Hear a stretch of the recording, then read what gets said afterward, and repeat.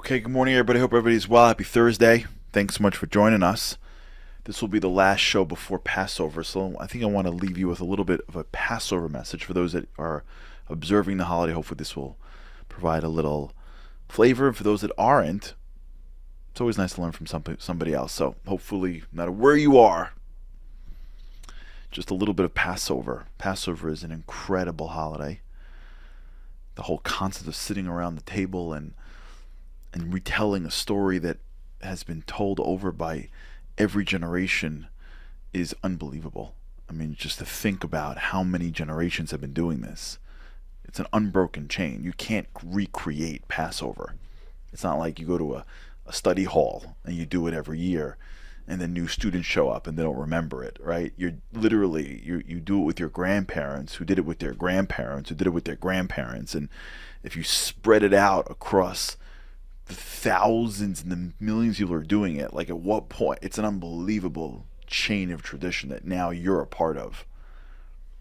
It's literally how the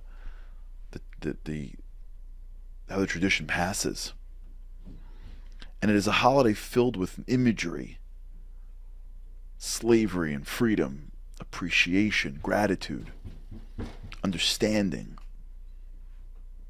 There's one moment that always strikes me. As you go through the story, you start to think through the images of the Jews in Egypt. And as you tell the story over, it begins to hopefully make you feel proud and grateful for where you are. And maybe at the highlight of the Haggadah is this prayer called Dayenu. You may have seen this before with the famous song Dayenu, which is the ubiquitous Dayenu tune. And as you go through the different Dayenu steps, you'll see that they don't really make a lot of sense. Right? You begin, had God taken us out of Egypt but never, given us the plagues, had God came to Egypt, Dayenu would have been enough. Dayenu means it would have been enough. Had God taken us to the sea and not split it, would have been enough. Had he taken us out of the sea and brought us to the desert, would have been enough. Had he brought us to the Mount Sinai and not given us, it would have been enough. Right? And as you're going through all the different steps, you're thinking, no, it wouldn't have been. No, it wouldn't have been. Had God brought us to the desert and had he brought us to Mount Sinai, he's like, yo, forget it. I was gonna do this thing, but forget it. Nah, forget it. Nah, I'm busy. Well, it's cool. Just hang out at Mount Sinai for a couple of days. Let's just forget this thing. That would not have been enough. Had you brought you to the sea and didn't split it, what? That would have been enough? The Egyptians are behind us? There's a sea in front of us? How could that have been enough?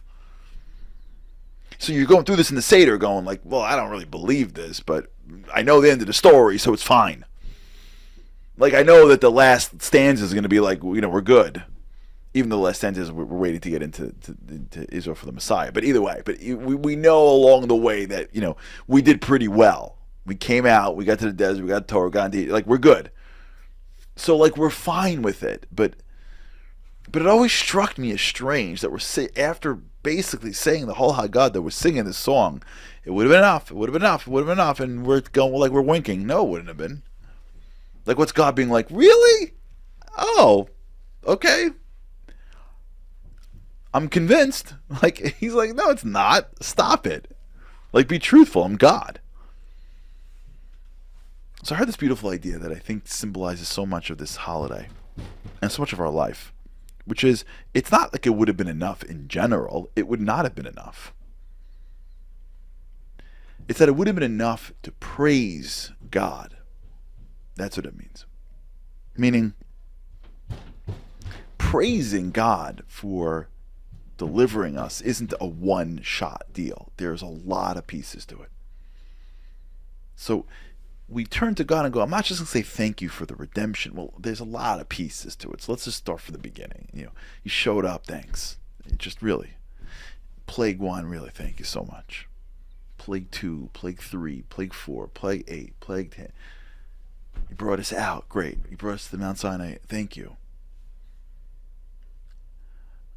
at the pinnacle of the seder is an exercise in gratitude, where we turn up and go, the truth is, I'm not just saying thanks. I actually want to go through the details, and each step was a complete and utter blowaway. And the message is, we're living a life with a lot of incredible pieces to it. And you can't be free if you're not grateful. You can't possibly have a holiday if you don't know how to be thankful. You can't be a nation that's going to in any way be a light to the nations if you don't know how to say thank you for every single detail of your life. Many of us are living lives that are too fast-paced to appreciate the actual incredible things that happen in our lives. Many of us will never thank God for half of the body that, if any little bit of it would have been off by even a percent, would send us into agony. And we got it for free. And with God's help, it works. That's enough to thank God before you leave your day, before you walk out your house. Many of us walk out of our homes, thank God it should always continue with a certain level of safety and security. That's a gift. Get into vehicles or planes that just 2-3 generations ago are just only for the rich and famous. Huge gift. Hold phones that connect us to the world that we don't even appreciate anymore. We don't even appreciate. I was trying to explain to somebody who's under the age of 25 that there was a time where if you wanted to go somewhere, you had to call someone for directions. Like, you called, "Hi, I want to come to your house. How do I get there?" Well, you got to take the freeway, get off on exit 15, I think. Yeah, 15. Then you're going to see a barn, make a left. You're like, okay. Today, you get in a car, regardless of what's in the car, and on your phone is someone telling you what to do with 3 options and traffic updates and the ability to change itself if you make a mistake. That's insane. Insane. Forget flying an airplane. I get to fly an airplane with everything on my hand and on the way change my seat and then follow the plane and know exactly where. This is insane. What we have. I was walking in the streets the other day in Manhattan and I wanted to listen to a book because I had whatever long walk. Like, I can't even imagine the amount of effort it would have taken just 15 years ago to actually get the book in the library, in the store. Now, as I'm walking, Audible, download. It's a block later. It's already in my ears. It's enough. It's enough. Thank you. It's enough to say thank you. Man, it's enough to say thank you. Holidays.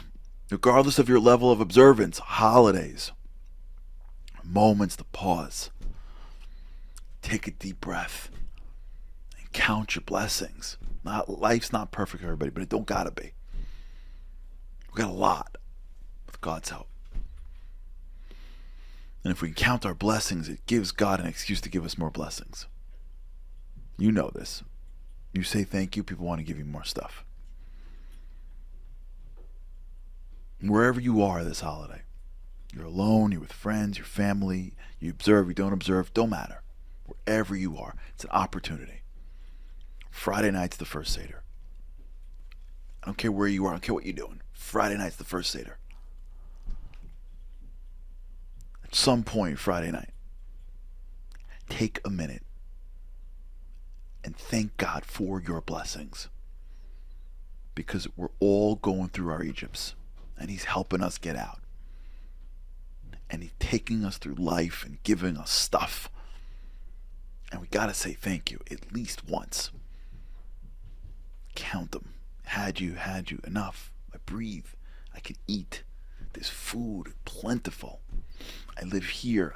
I have this luxury and that luxury, this family and that family, this background and that background. I got stuff. You gave me stuff.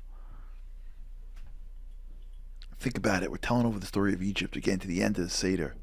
And the rabbi's like, slow down. You're not done yet. You didn't say thank you. It's life. And if we become more thankful, more grateful, we'll get more good stuff, I think. All right, everybody. Enjoy. Be happy. Be celebratory. Connect. You're a part of the tradition that has started thousands of years ago. It's a tremendous gift and responsibility. And no matter where you are or what you do, you could always find time to be a little more grateful to the one above who's given us so much. Happy Passover. Chag Sameach. With God's help, I cannot wait to see you not next week, but the following. Living on a lifeline, the world doesn't ever seem to change. Looking for the sunshine, but you're caught up in the rain. It's like your eyes are wide open, but you cannot see. You're watching life pass you by like 1, 2, 3. Walking in destruction, the winds of life blur your vision. All the devastation forever feels like you're on the run. It's time. No one else can set you free. You're locked inside, and only